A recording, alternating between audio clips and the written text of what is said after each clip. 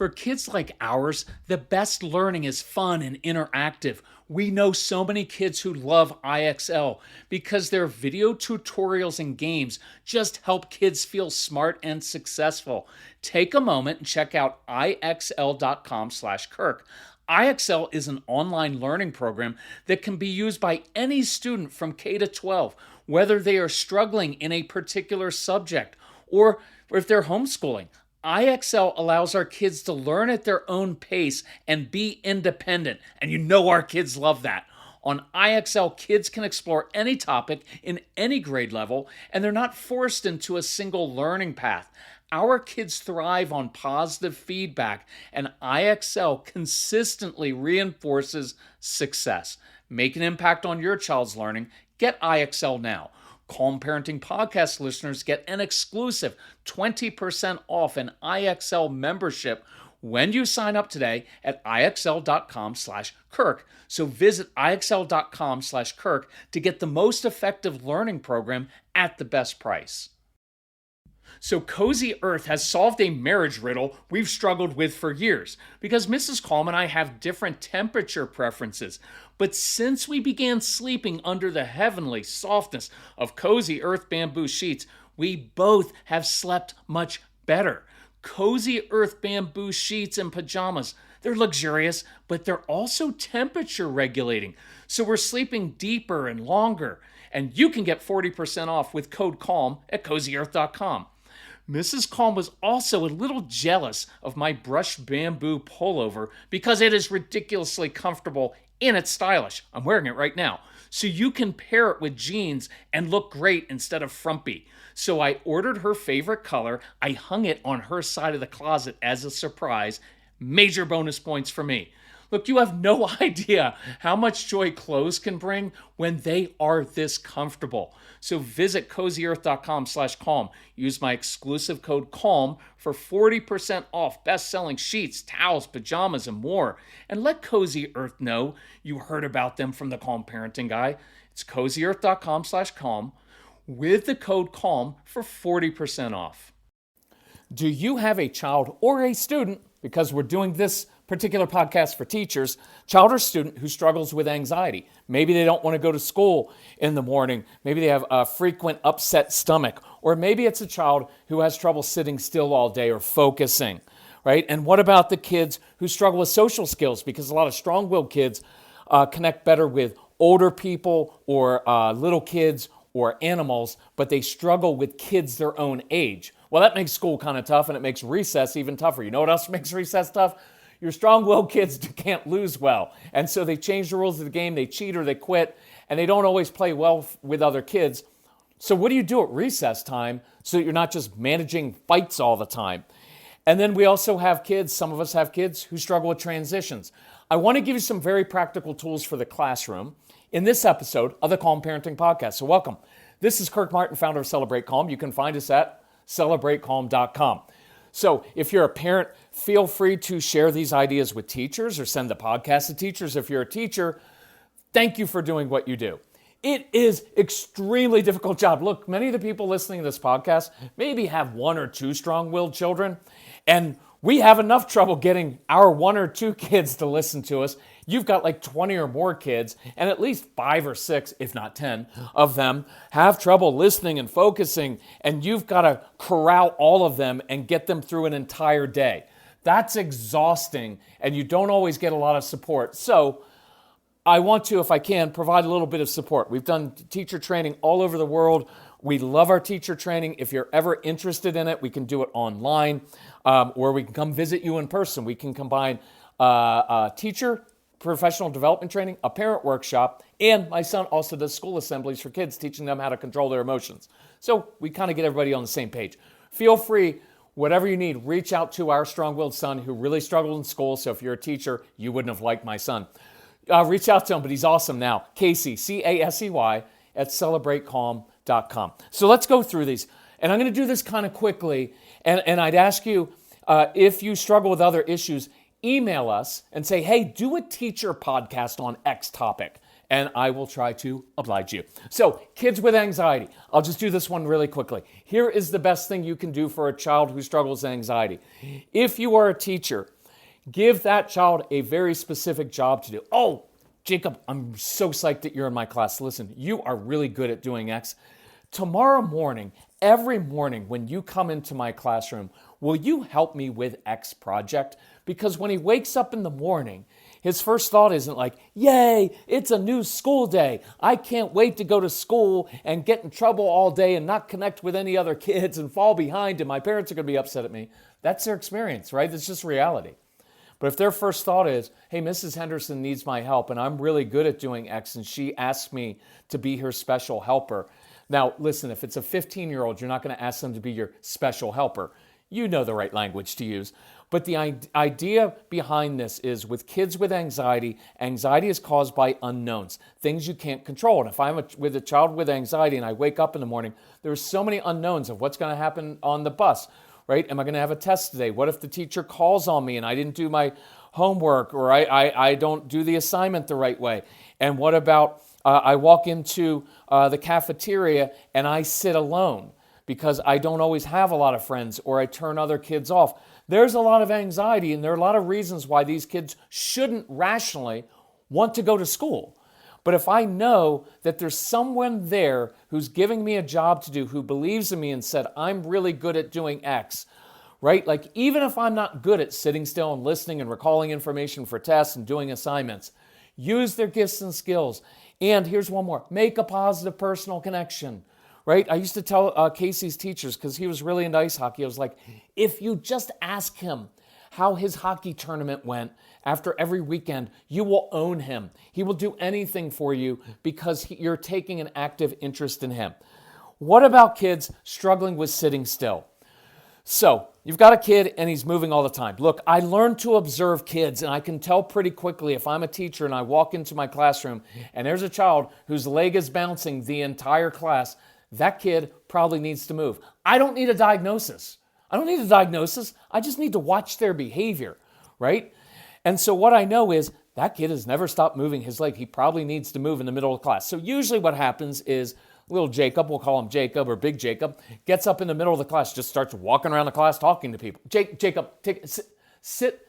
You need to sit down right now, right? And once you go to that negative tone, whether you're a parent or a teacher, these kids either shut down or they defy you really badly. And so I want to come up with, so here's an idea, this skews to a little bit younger. You can change it for older kids, but I may pull that child aside at recess or some other time and say, Jacob, I can really use your help. Listen, when I'm teaching in class, my mouth gets really dry, and I know you need to move. Look, I acknowledge simple things, facts. You need to move. I didn't put a label on it. I didn't say that it was negative, because it's not negative. It's just the way he's made. Right? And you need to move during class. So here's what we're going to do. You and I are going to have a secret signal. When I glance at you and I either touch my nose like that or pull on my ear, whatever it is you want to do, here's what I want you to do. Jacob, you get up out of your seat, you come up to my desk, you grab my water bottle, you take it to the back of the room, refill it, bring it up, sit it down on my desk, and then you sit down. You're not going to talk to anybody. You're not going to distract anybody. You're going to be Mr. Invisible. You up for that? Most little kids love being Mr. Invisible. Don't do it with a middle school kid. He'll get beat up for being Mr. Invisible. So, but here's what happened. So now you're in class. You know this kid is starting to move and he's getting a little bit antsy after about 13 or 17 minutes. And you give him the secret signal. He comes up, grabs the water bottle, takes it back, refills it, sits on your desk. You get to end that scene with, hey, good job, thank you. By the way, always, this is for all of you, parents and teachers, praise strong-willed kids, very even matter of fact. Don't make a big deal out of it. Otherwise, they'll reject your praise and it's too much attention on that. Hey, good job, thank you. Here's why I like this. Look, you don't have to use that exact thing, but here are the principles. One is this. I gave them a tool to help them be successful in class, because just saying you need to sit still for 50 minutes in class, it's never happened, and it's not going to happen for him. So I gave him a tool, and I gave him a specific job within my boundaries. I didn't say, hey, little kid with an ADD brain, if you need to move, just run around the class or go out in the hall. I didn't say that. I said, after I give you this signal, you're going to come up and do this and that, you're going to refill it, and you're going to sit down. I gave him a very, very specific job. very specific job. And our kids tend to be very good at doing specific jobs for other people, not for the parents at home.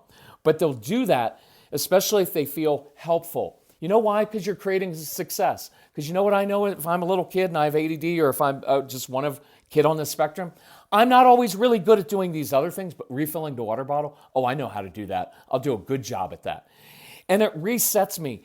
I gave that child 23 seconds, because that's all it took, 23 seconds of appropriate movement within my boundaries in the class. I created a success so that at the end of that, instead of lecturing about how he needs to stop moving and sit, how he has to sit, sorry, I'm trying to talk too fast, instead of sitting still, instead I was able to say, hey, nice job, thank you, that's really helpful. Then the next week I may say, hey, last week, really great job. This week, I believe you're capable of sitting for 17 minutes or 22 minutes before I need to give the secret signal. I start to teach impulse control with that. And by the way, I love that phrase. I believe you're capable, right? That is awesome. Okay, so let's geek out together for a minute over gut health, because I'm really into this. I just learned that prebiotics are the food that help fuel the growth of healthy bacteria, the probiotics, in your gut. So you have to have both. And that's why AG1 helps my digestion, calms my stomach, and keeps me regular. Look, I've loved my morning AG1 routine for years, long before AG1 became a wonderful partner to the podcast. It's a quick, easy win because I start my day with 75 vitamins, probiotics, prebiotics, and whole food sourced ingredients. I just don't have that stomach distress anymore, where that bloating, that kind of interferes with your day and puts you on edge. Plus my weight is down. I've got energy for this hiking season. I'm drinking my AG1 right now while I'm recording this, and I think you should as well. AG1 is offering new subscribers a free $76 gift when you sign up. You'll get a welcome kit, a bottle of D3 and K2, which I love, and 5 free travel packs in your first box. So check out drinkag1.com/calm to get this offer. That's drinkag1.com/calm to be kind to your gut. Social skills and recess. We've been through why our kids struggle with that. But here's an idea for you. Again, this skews a little bit younger, but I can skew it older if you need. So I may pull Jacob aside and say, Jacob, listen, I could really use your help. Listen, I've noticed you're really good at drawing, and you're really into reptiles. Next week, we're starting a new unit on reptiles. So I've noticed Jimmy in class also is really good at drawing, because I've seen his graffiti in the boys' bathroom, and it's really inappropriate, but actually very good. I'm just kidding, right? But I noticed Jimmy's really good at that also. So could you guys do me a favor? Could you, at recess, if I brought some poster board out or put it in a room in the corner, could you guys draw some reptiles for me? Because then next week I can hang that on the board and everybody can see that you're great as an artist, and that would really help me out. A couple things I've done here. Now I've given him a job to do, and I've created a success again, instead of, hey, run along and go play well with the other boys. Jacob doesn't know how to do that. And so it always ends up in tears and he's in trouble. And this way I've also paired him with one other child, because that really helps. And one of the best ways to build friendships is by working on a project together. And so then next week when I hang those things up, it also helps with confidence, because the other kids get to see, hey, Jacob struggles in class a little bit, but man, that kid can draw. And then other kids know, hey, he really likes dinosaurs, I do too. And now you have a potential play date, and teachers, you could share with a parent of like, hey, Jacob gets along really well with Jimmy. That might be someone you could set up a play date with. By the way, play dates always have to be short, because most of our kids are controlling and bossy. So if you just say, hey, go run off and play, your strong-willed child's going to boss around the other kid. So again, at home, I give them projects to work on, and sometimes I give them projects to work on with me so I can teach them how to relate socially and build those things. But again, those things, that's all about creating successes. One more, transitions. So let's say it is after lunchtime or recess, and you haven't done this, and the child's like, his face is all red and he's kind of upset, or he sat at lunch alone and now he's got to come in and get ready for class, especially maybe in the afternoon, right? Because many of these kids, by the time the afternoon comes, they're emotionally worn out. Please realize that for many kids, and this was me in middle school, I was wiped out It takes sometimes an enormous amount of emotional and mental energy to make it through the day. And if you throw in, if kids got dyslexia, then everything he or she does is really, really hard and taxing. So they are often done. That's why parents after school, don't make your first question, hey, how was school today? If your kids don't like school, what are they supposed to say? Yeah, it was awesome. Nobody sat with me, nobody played with me, and I got in trouble and got sent to the principal's office, and I fell behind, and I take too long on tests, so it feels like I'm stupid. That's how school was.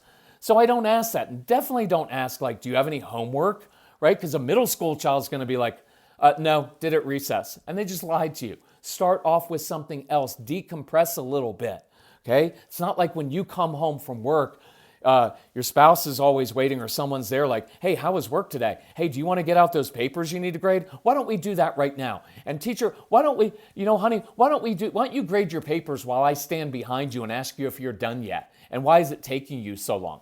Right? Like change things up a little bit.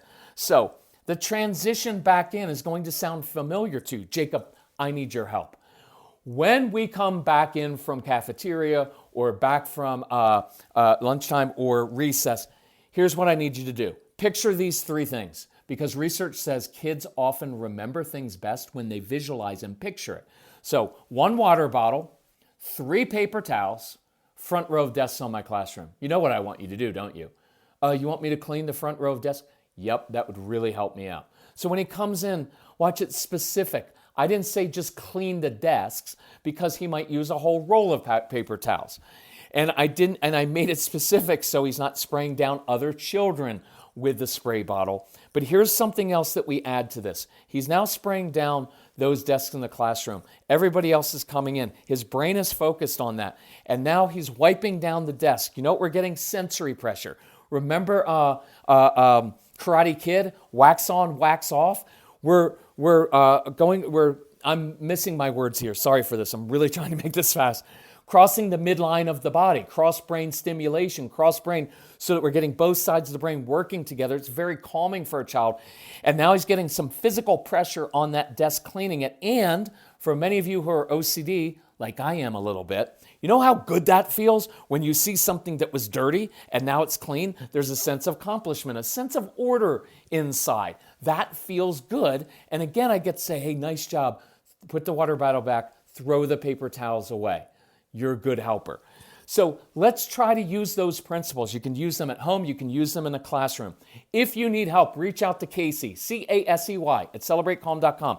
You can even put in the headline, teacher, and say, and you can email us with like, hey, can you do a podcast on X topic?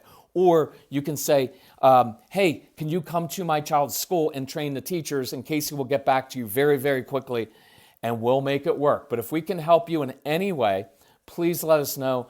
That's what we're here for. Love you all, and talk to you soon. Bye-bye.